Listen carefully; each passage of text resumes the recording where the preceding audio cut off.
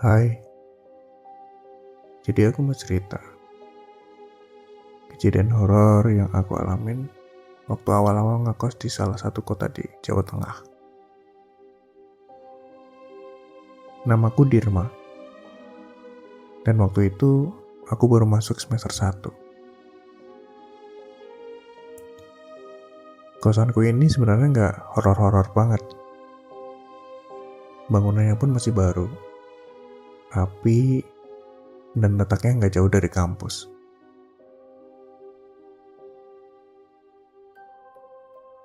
Tapi dari awal aku masuk, udah ada perasaan gak enak.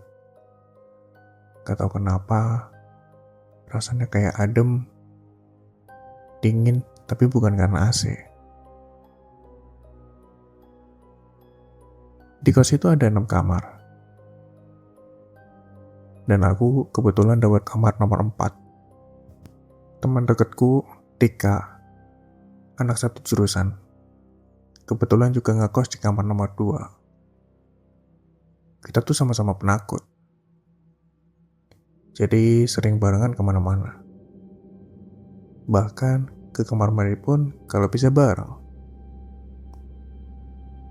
Nah, yang aneh itu kamar nomor 5 gak pernah dibuka. Gagang pintunya selalu dikunci, dan tirainya selalu tertutup. Kata ibu kos, itu kamar buat nyimpen barang. Tapi setiap lewat depan kamar itu, rasanya kayak ada yang selalu ngeliatin dari balik gorden. Beberapa hari setelah aku mulai tinggal di kos tersebut, aku pulang dari kampus jam 8 malam. Hujan-hujanan pula. Sampai kos, badan udah capek banget. Mandi, makan, tentu saja aku langsung rebahan.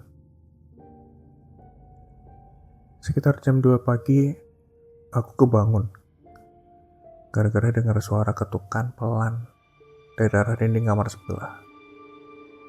Tok, tok, tok. Aku mikir, mungkin Tika lagi iseng. Tapi kamar Tika ada di sebelah kiri.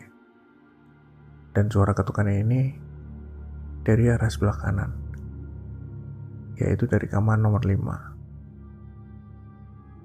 Aku mikir, mungkin halu. Jadi aku coba tidur lagi. Nggak nyampe 5 menit kemudian, suara itu muncul lagi. Tok, tok, tok. Tapi dengan suara yang lebih keras. Dan pelan-pelan, aku dengar suara cewek nangis dari arah situ. Bukan nangis mewek-mewek ya. Tapi kayak isak pelan yang bikin bulu kuduk berdiri. Aku langsung WA ke Tika. Tik, kamu dengar suara cewek nangis gak ya? Iya, aku dengar. Itu dari kamar nomor 5 kan? Ya ampun, ternyata bukan halu. Kita berdua langsung video callan saking takutnya. Di tengah video call, aku dengar suara ketukan dari jendela kamarku. Aku pun langsung intip pelan-pelan dari lubang gorden yang ada di kamar.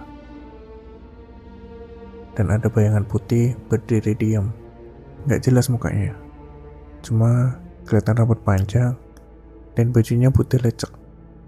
Kayak habis kehujanan. Besok paginya, aku dan Tika langsung mengadu ke ibu kos.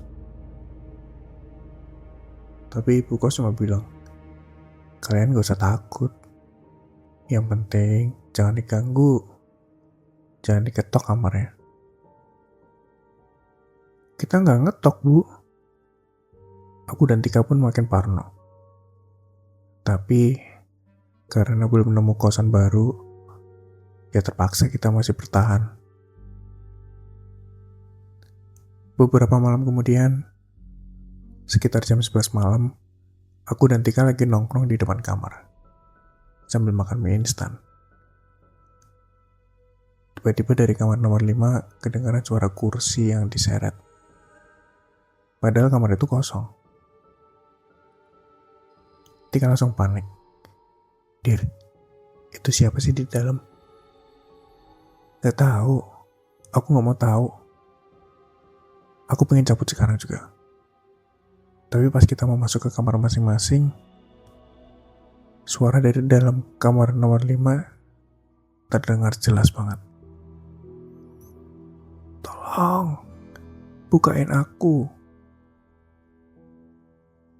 Tika pun langsung menjerit. Aku juga udah lemas lutut. Kita kabur ke kamar ibu kos. Tapi pas nyampe, ibu kos malah bilang, kalian tadi duduk di depan kamar nomor 5 ya? Dia pun diam sebentar. Lalu sambil menghela nafas, kalau kalian gak ngerasa nyaman, mending cari kos lain aja nak. Kadang, emang gak semua tempat cocok buat semua orang. Jadi, pelajaran ya teman-teman. Kadang tempat itu kelihatan biasa aja di luar, tapi nyimpan sesuatu yang gak semua orang bisa terima.